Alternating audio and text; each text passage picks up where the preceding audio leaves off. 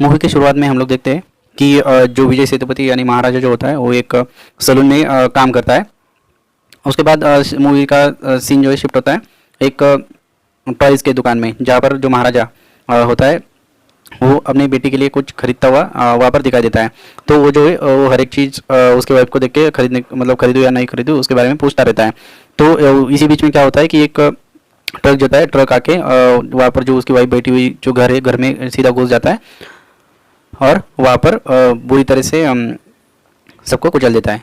तो यहाँ से सीन शिफ्ट होता है अकेडमी में, जहाँ पर जो महाराजा होता है उसकी बेटी ज्योति दिखाई जाती है जो किसी स्पोर्ट में भाग लिया हुआ है। और वहाँ पर ज्योति जो है ज्योति उसके पिताजी के बारे में कुछ कहानी उसके दोस्तों को उसके टीचर्स को सुनाती है। तो यहाँ पर वो ये बोलती है कि उसके जो पिताजी है वही उसके लिए सब कुछ है।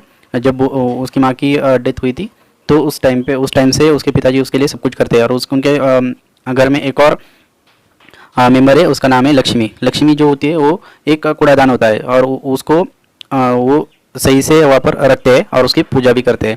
उसकी पूजा इसलिए करती है क्योंकि जब वो एक्सीडेंट हुआ था उसमें जो ज्योति है ज्योति की जान उस जो कूड़ादान है उसी की वजह से बच गई थी, क्योंकि वो जो कूड़ादान है वो लोहे का है और जब एक्सीडेंट हुआ था उसमें वो कूड़ादान ज्योति के ऊपर गिरा था और उस वजह से जो है उसके नीचे ज्योति होने की वजह से ज्योति को कुछ हुआ नहीं था और उसी वजह से उसकी जान बची थी। यहाँ से सीन जो है सीन शिफ्ट होता है प्रिंसिपल के ऑफिस में, जहाँ पर ज्योति पर ये इल्ज़ाम लगाया जाता है कि उसके बैग में दारू की बोतल मिली है। तो यहाँ पर क्या होता है कि जो प्रिंसिपल होता है प्रिंसिपल बहुत बुरी तरीके से ज्योति को डांट देता है। उसकी डांट की वजह से ज्योति वहाँ पर रोने लगती है, लेकिन बाद में ये खुलासा होता है कि ज्योति के बैग में जो दारू का बोतल था वो किसी और ने रखा था। तो यहाँ पर जो होता है यहाँ पर प्रिंसिपल सबको जाने के लिए बोलता है, लेकिन महाराजा जो होता है महाराजा प्रिंसिपल को बोलता है कि ज्योति से माफ़ी मांगे क्योंकि उन्होंने गलत इल्ज़ाम ज्योति पर लगाया था।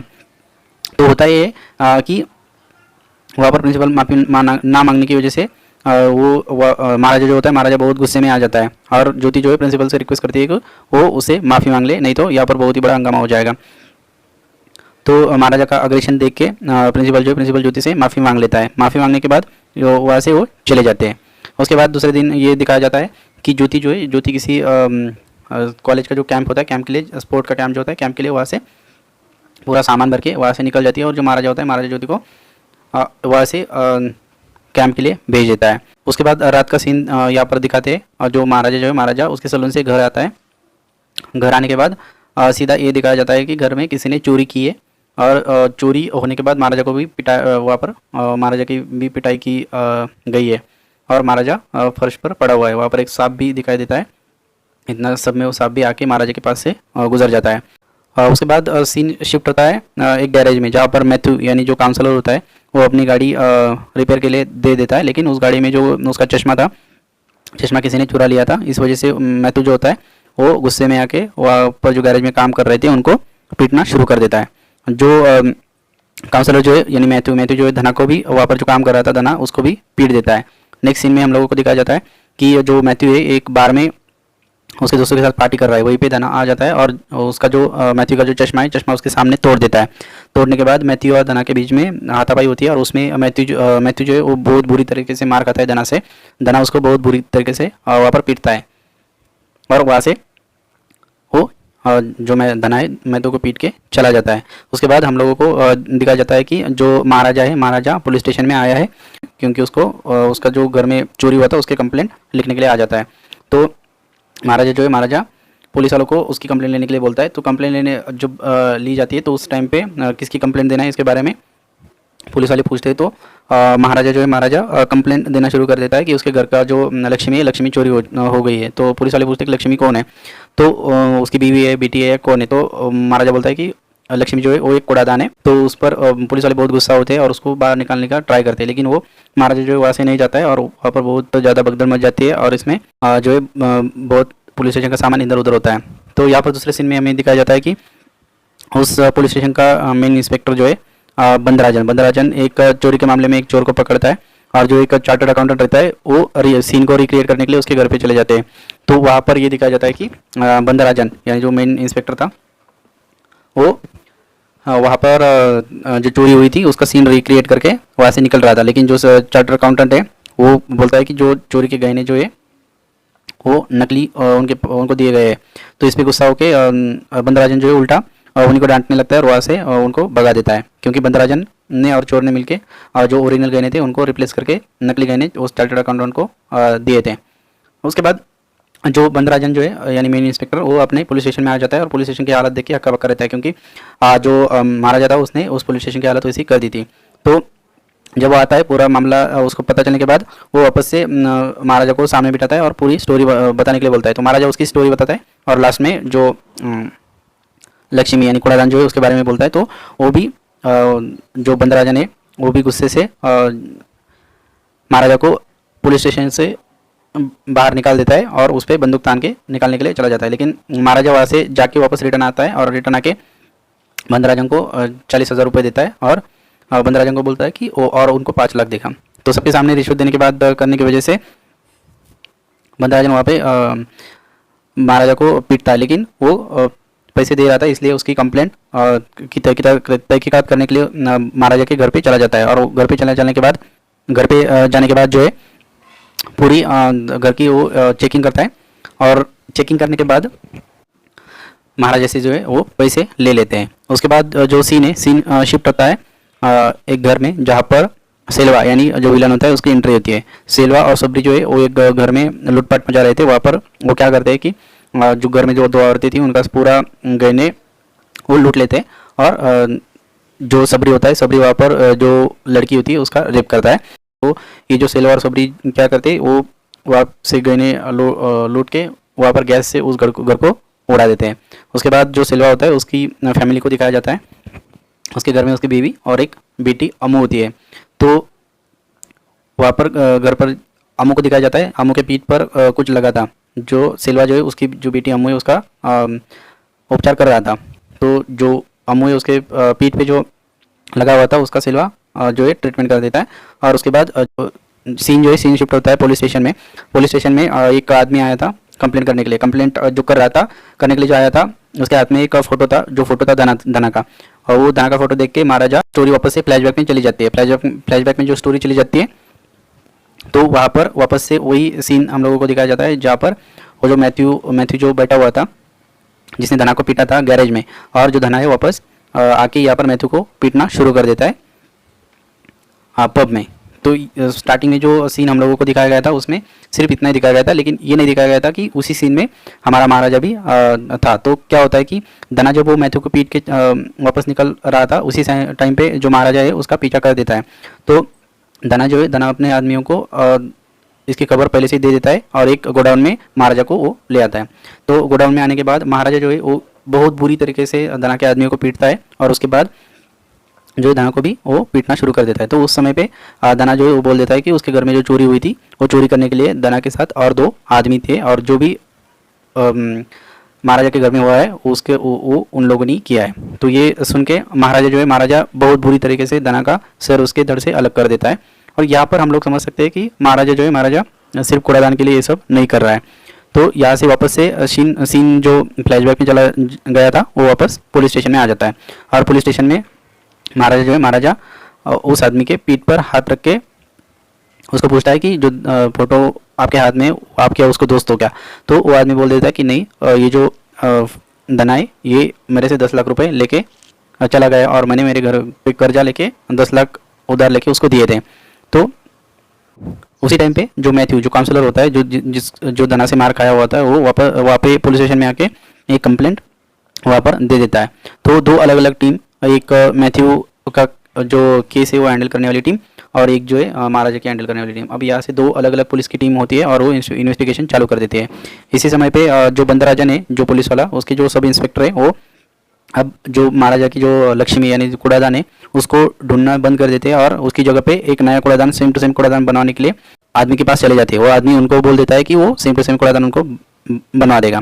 यहाँ पर जो सेल्वा होता है, सेल्वा उसकी बेटी का बर्थडे आ रहा था तो सेल्वा जो है एक ज्वेलरी शॉप में चला जाता है। वहाँ पर उसकी बेटी जो है एक चेन सिलेक्ट कर लेती है और सेल्वा वो चेन का ऑर्डर दे देता है। वो चेन का ऑर्डर देने के बाद सेल्वा अपने घर पे आ जाता है।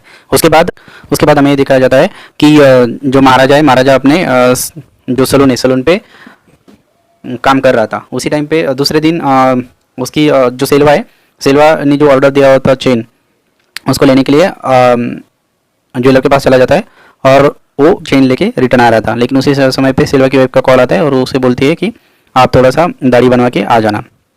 तो दाढ़ी बनाने के लिए सेल्वा जो है महाराजा के सलून शॉप में आ जाता है। वहाँ पर इशू ये होता है कि जो महाराजा होता है उसका जो ट्रिमर होता है, ट्रिमर का बैटरी खत्म हुआ होता है। तो उस समय पे सेल्वा जो है उसको ट्रिमर की नई बैटरी लाने के लिए बोलता है। तो महाराजा जो है वो वहाँ से बैटरी लेने के लिए चला जाता है। उसी समय पे सबरी का एक कॉल आता है सेल्वा को कि वो जो भी उन्होंने कांड किए उसका पूरा जो डिटेल्स है पुलिस वालों को पता चल गया है। सेल्वा सबरी को बोलता है कि तू कुछ भी मत करना, हम लोग देख लेंगे, तू सीधा फंक्शन के लिए चला आना। और उसी समय पे क्या होता है कि सेल्वा जब सबरी से बात कर रहा था तो महाराजा जो है वो ट्रिमर की बैटरी लेके दुकान में आ जाता है और सेल्वा के पीछे आके खड़ा हो जाता है। तो सेल्वा को लगता है कि महाराजा ने पूरी बातें सुन ली है, लेकिन महाराजा ने उस समय पे कोई भी उनकी बातें नहीं सुनी थी। बट एक कन्फ्यूजन की वजह से सेल्वा जो है सेल्वा वहाँ से तुरंत दाढ़ी बनवा के निकल जाता है। निकलने के बाद घर पे आ जाता है और घर पे आने के बाद सेल्वा सबरी को बोलता है कि जो हम लोगों ने फ़ोन पे बातें करी थी उस समय पे महाराजा वहाँ पे नहीं था, मतलब वो सलून वाला वहाँ पे नहीं था, लेकिन बाद में वो आया था और सलून वाले ने हमारी पूरी बातें सुन ली है। तो इसी बीच जो है सेल्वा की वाइफ सेल्वा के पास चली जाती है और वो पूछती है कि आप जो रिंग लाने के लिए गए थे वो रिंग मिल नहीं रही। तो सेल्वा जो है सेल्वा भी रिंग ढूंढने के लिए ढूंढना शुरू कर देता है। लेकिन ये होता है कि जब सेल्वा दाढ़ी बनवाने के लिए महाराजा के सलून में आया था उस समय पे वो वहाँ पर वो रिंग भूल गया था। तो महाराजा क्या करता है कि महाराजा ने वो कम्युनिकेशन सुन लिया था कि उसके बेटी का बर्थडे है, तो महाराजा वो रिंग देने के लिए सेल्वा के घर के लिए निकल जाता है। लेकिन उसी समय पे क्या होता है कि पुलिस वालों को सेल्वा और सबरी के बारे में पता चला जाता है, पता चल जाता है। तो उस वजह से क्या होता है, पुलिस भी उसी समय पे सेल्वा के घर पे आ जाती है। अब यहाँ पे क्या होता है कि महाराजा और पुलिस दोनों एक साथ सेल्वा के घर में आने की वजह से सेल्वा को ये लगता है कि महाराजा ने ये पुलिस वालों को इसके बारे में बता दिया है। और इसी बीच में क्या होता है कि सबरी जो होता है पुलिस वालों पर गोलियां चलाना शुरू कर देता है और इस क्रॉस फायरिंग में पुलिस जो है सबरी को वहाँ पे मार देती है और सेल्वा को जो है सेल्वा को गिरफ्तार करके जेल में डाल देती है। लेकिन सेल्वा जो है सेल्वा को ये लगता है कि महाराजा की वजह से जो उसका इतनी बेइज्जती हुई है तो वो महाराजा को मार देगा। तो यहाँ से सेल्वा को पुलिस वाले उठा के ले जाते हैं और उसको 15 साल की सज़ा हो जाती है। यहाँ पर वापस सीन शिफ्ट होता है कि जो ज्योति होती है, ज्योति महाराजा को बोलती है कि उसको कुछ जूते खरीदने हैं, मतलब उसको जो जूते पसंद आए वो जूते खरीद के लाने के लिए ज्योति जो है महाराजा को कुछ फोटोज़ भेजती है। यहाँ पर जो नल्ला शिवा होता है, नल्ला शिवा और जो सब इंस्पेक्टर होते हैं सेम टू सेम जो लक्ष्मी यानी जो कूड़ादान है उसको बना देते हैं और जो फोटो में जैसा था ठीक उसी प्रकार से उसको हथौड़े से मार के कलरिंग करके सेम टू सेम कूड़ादान वो बना देते हैं। उसके बाद बंदराजन जो है बंदराजन किसी ऐसे चोर को ढूंढ रहा था जो ये कूड़ादान की पूरी चोरी जो है वो खुद के ऊपर ले ले। तो बहुत सारे लोगों को कॉल करता है, लेकिन इशू ये होता है कि कोई भी कूड़ादान की चोरी के लिए मान नहीं रहा था। तो उसी समय पे नल्ला शिवा जो होता है, नल्ला शिवा बोलता है कि मुझे आप पैसे 50,000 जो दूसरे को देने वाले थे वो मुझे दे दीजिए, मैं इसका ये जो चोरी हुई है ये खुद के ऊपर लेने के लिए तैयार हूँ। तो बंदराजन क्या करता है, बंदराजन बोलता है कि ठीक है तुझे हम लोग पैसे दे देंगे, तू जो है ये चोरी का इल्ज़ाम खुद के ऊपर ले लेना। तो वो जो चोरी है बट नल्ला शिवा को बंदराजन को ऐसा लगता है कि नल्ला शिवा को कुछ पता नहीं चोरी के बारे में। तो क्या करता है कि पुलिस स्टेशन में कॉल करके जो महाराजा होता है महाराजा को बोलता है कि मतलब वहाँ पर जो सब इंस्पेक्टर होता है उसको बोलता है कि महाराजा को वो स्टोरी वापस से बोलने के लिए बोलो ताकि नल्ला शिवा को उसके बारे में पूरा पता चले। तो ऐसे ही जो बंदराजा ने कॉल करने के बाद वापस से इंस्पेक्टर बोलता है FIR तो नहीं लेंगे, लेकिन CSR हम यहाँ पर आपके लिए लेंगे और आपको वापस से स्टोरी महाराजा को वापस से स्टोरी सुनाने के लिए बोलता है। तो महाराजा जब स्टोरी सुनाना चालू करता है तो यहाँ पर वो स्टोरी स्टार्टिंग से बोलना शुरू करता है, जैसा मतलब वो ज्योति के साथ हुआ था सेम टू सेम स्टोरी वो खुद के नाम पे ले लेता है और खुद का नाम आगे करके जो उसकी बेटी जो ज्योति के साथ हुआ था उसके बारे में वो स्टोरी स्टोरी जो है बताना शुरू कर देता है। तो हुआ ये था कि जब ज्योति घर आई थी तो सेल्वा उसके बाद नल्ला शिवा और जो धना थे वो 15 साल के बाद जेल से जो सेल्वा और धना थे वो छूट के आए थे और उनको ज्वाइन किया था नल्ला शिवा ने। तो नल्ला शिवा, धना और सेल्वा पहले से ही महाराजा के घर में उसका इंतज़ार कर रहे थे। लेकिन हुआ ये था कि ज्योति ने महाराजा को जूते लाने के लिए बोला गया था, तो महाराजा को समय लग रहा था, तो उसकी वजह से ज्योति महाराजा से पहले घर में पहुंच गई और वहाँ पर ऑलरेडी नल्ला शिवा, सेल्वा और धना जो थे उन्होंने उनको पकड़ लिया। इन्होंने ज्योति को बहुत बुरी तरीके से मारा और उनमें से जो नल्ला शिवा और जो धना थे उन दोनों ने ज्योति का रेप किया। तो ये सब स्टोरी रहते हुए ये पूरी की पूरी स्टोरी जो है, पूरी की पूरी स्टोरी महाराजा और पुलिस वाले को बताना शुरू कर देता है। लेकिन जो नल्ला शिवा वहाँ पर जो स्टोरी सुन रहा था उसको पता चल जाता है कि महाराजा जो है, महाराजा जो स्टोरी सुना रहा है वो स्टोरी वो ऑलरेडी उन्होंने ही उसके घर में की हुई है। तो वो तो नल्ला शिवा जो है, नल्ला शिवा से लोग को कॉल करता है और वो बोलता है कि महाराजा जो है उसने कूड़ेदान की चोरी की कंप्लेंट जो है यहाँ पर रजिस्टर की है और पुलिस वाले जो है, पुलिस वाले ये चोरी का इल्ज़ाम जो है मुझे लेने के लिए बोल रहे हैं। तो मैं पुलिस वालों को चकमा देके यहाँ से निकल जाऊँगा। लेकिन सेल्वा नल्ला शिवा को बोलता है कि तो ऐसा कुछ भी मत करना, पुलिस वालों के साथ ही रहना।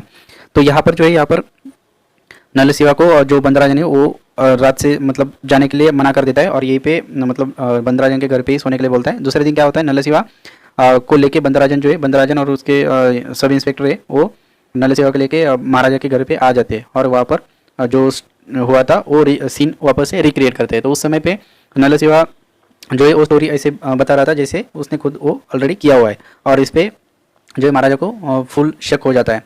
और शक होने के बाद महाराजा जो है, महाराजा नल्ला शिवा के पीठ से हाथ घुमाता है और उसके पीठ पर एक गांठ होती है। जो स्टोरी जो कि पूरी की पूरी कहानी जो उसके ज्योति के साथ घटी थी वो पूरी कहानी ज्योति ने महाराजा को ऑलरेडी बताई हुई थी। तो महाराजा को कंफर्म हो जाता है कि नल्ला शिवा ही वो 3 आदमियों में से एक आदमी है। तो महाराजा जो होता है, महाराजा बंदराजन यानी इंस्पेक्टर को बोलता है कि मैं इसको माफ़ कर देता हूँ, इसको छोड़ दीजिए, क्योंकि उसका ही प्लान था कि वो बाहर आके नल्ला शिवा को बाद में मारेगा।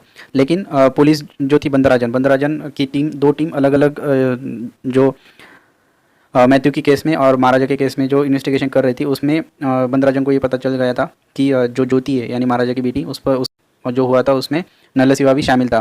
तो बंदराजन जो है चिल्ला के महाराजा को बोलता है कि अगर मतलब नल्ला शिवा को अभी छोड़ना ही है क्या।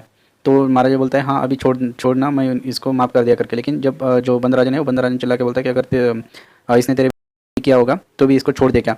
तो उस समय पे हम लोगों को पता चलता है कि बंदराजन को इसके बारे में पहले से ही पता चल चुका था।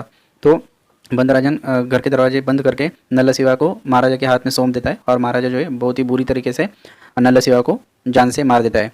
और उसके बाद जो है, उसके बाद बंदराजन को तीसरे आदमी यानी सेल्वा के बारे में पता चल जाता है और बंदराजन जो है महाराजा को सेल्वा के बारे में बता देता है। तो महाराजा नल्ला शिवा को मारने के बाद सेल्वा को ढूंढते हुए एक कंस्ट्रक्शन बिल्डिंग में चला जाता है जहाँ पर सेल्वा काम करता था। तो वहाँ पर सेल्वा के आदमी जो है और सेल्वा के आदमी और महाराजा के बीच में बहुत हाथापाई होती है। उसमें महाराजा सेल्वा के सभी आदमियों को मार देता है।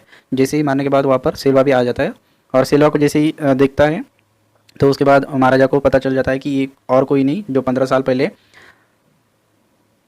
जिसे मैं सोने की रिंग जो देने के लिए उसके घर पे चला गया था वही सेल्वा है। तो वापस हम लोगों को स्टोरी फ्लैशबैक में चली जाती है, जहाँ पर मैंने स्टार्टिंग में बताया था कि जो सीन था, जो घर पे एक ट्रक ने जो घर को उड़ाया था, वहाँ पर स्टोरी आ जाती है जहाँ पर दिखाया जाता है कि महाराजा और उसकी जो वाइफ है और उसकी बेटी वो जो रिंग है सेल्वा को जेल होने के बाद सेल्वा की वाइफ को देने के लिए चले जाती है। और वहाँ पे क्या होता है कि वो जो ट्रक होता है, ट्रक जब उस घर को उड़ा देता है उसमें क्या होता है, महाराजा की बीवी और महाराजा की जो बेटी होती है वो दोनों भी मर जाते हैं और जो सेल्वा की वाइफ होती है वो भी मर जाती है। लेकिन जो लक्ष्मी दिखाई गई है यानी कूड़ादान, वो लोहे का होता है और वो जो कूड़ादान है वो हमू के ऊपर गिर जाता है, यानी ज्योति जो अभी महाराजा की बेटी है और जो सेल्वा की भी बेटी है। तो जो अमू है उसके ऊपर गिरने की वजह से क्या होता है कि जो अम्मू होती है वो बच जाती है और वहाँ से सेल्वा महाराजा क्या करता है, अम्मू को लेके उसको बड़ा करता है, अम्मू को बड़ा करता है। और अभी ये अम्मू कोई और नहीं बल्कि महाराजा की जो बेटी ज्योति है वही होती है। और उसके बाद यहाँ पे इन दोनों के बीच बहुत ज़्यादा फाइट होती है, जिसमें महाराजा जो सेल्वा को उसके पैर तोड़ देता है और वहाँ पे बिठा देता है। और सेल्वा उसको बोलता है कि तूने जो मुझे दर्द दिया है उसकी वजह से मेरी बेटी और बीवी मेरे से अलग हो गए, लेकिन मैंने जो तुझे दर्द दिया है वो उससे कई गुना ज़्यादा है। तो इस टाइम पे क्या होता है कि जो ज्योति होती है, ज्योति पहले से ही महाराजा को यानी उसके पिता को बोलती है कि जिसने मेरे साथ ये इतना गंदा काम किया है उसको मैं एक बार मिलना चाहती हूँ। तो वो ज्योति जो है मिलने के लिए वहाँ पर आ जाती है और वो जो सेल्वा होता है, सेल्वा को वो सेल्वा से बात करके उसको बोलती है कि बस कुछ गहनों के लिए, और गहनों के लिए तूने मेरे साथ इतना गलत काम किया है, तो ये ले पूरे के पूरे गहने तेरे गहने। और वो जो गहने का जो थैला था वो सेल्वा के सामने फेंक के वहाँ से चलने लगती है। तो सेल्वा को जब वो गहने देखता है तो उसमें सेल्वा को वो रिंग मिल जाती है जो वो अपने खुद के बेटे के लिए उसने खरीदी थी। तो जब वो ज्योति को जाती हुई देखता है तो उसको रियलाइज़ होता है कि मतलब ज्योति के जब बचपन में ही ज्योति की पीठ पे कुछ निशान बन गया था। तो सेल्वा को उस टाइम पे रियलाइज़ होता है कि ज्योति और कोई नहीं बल्कि उसकी अम्मू यानी उसकी खुद की बेटी है। तो वहाँ पे वो महाराजा के सामने गिड़गिड़ाता है और उसको बोलता है कि उसे जो है उसके बेटी से मिलना है। लेकिन वहाँ पर महाराजा जो है वो मिलने से मना कर देता है। और वो महाराजा जो है महाराजा उसकी बेट मतलब जो ज्योति होती है यानी अम्मू उसको लेके वहाँ से चला जाता है। और सिल्वा जो है सिल्वा बहुत सदमे में यहाँ पर खुद का आपा खो देता है, और जो कंस्ट्रक्शन बिल्डिंग थी वहाँ से वो नीचे गिर के मर जाता है। तो इस प्रकार से ये पूरा महाराजा की स्टोरी फुल स्टोरी है। अगर आप देखना चाहते हैं तो ये जो मूवी है, मूवी नेटफ्लिक्स पर अवेलेबल है, और नेटफ्लिक्स पर जाके आप मूवी देख सकते हो। जितना स्टोरी में मैंने बताया है उससे कई गुना ज़्यादा माइंड ब्लोइंग स्टोरी है। तो आप जो है आप मूवी को नेटफ्लिक्स पे देख सकते हो। तो वीडियो कैसा लगा कमेंट में ज़रूर बता देना, और अगर आप नए हो चैनल पे तो चैनल को सब्सक्राइब ज़रूर करना।